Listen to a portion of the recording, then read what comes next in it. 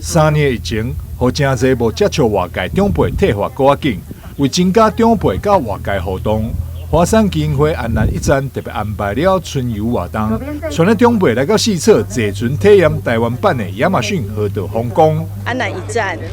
天使站已经在地服务满18年，一路以来陪伴将近370位的弱势长辈。那为了感谢长期支持我们的善事以及义工，所以在今天邀请我们的长辈走出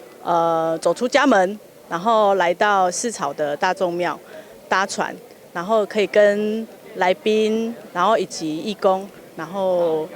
一起赏湖、游景体验台版的亚马逊河的风光。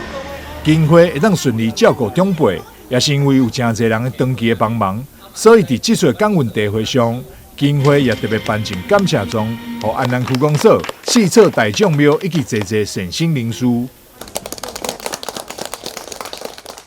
因为大家付出，咱这长辈会当而且快乐，而且迄个生活。华山基金会伫全国成立大约400个爱心天使站，服务将近3万名长辈，秉持着在地老化、社区互动等理念，免费提供教体访视、慰问关怀、陪同就医等服务，毋茫以在地人服务在地人精神，建立社区互助自助模式。也欢迎认同因照顾理念的朋友，做伙加入关怀长辈行列。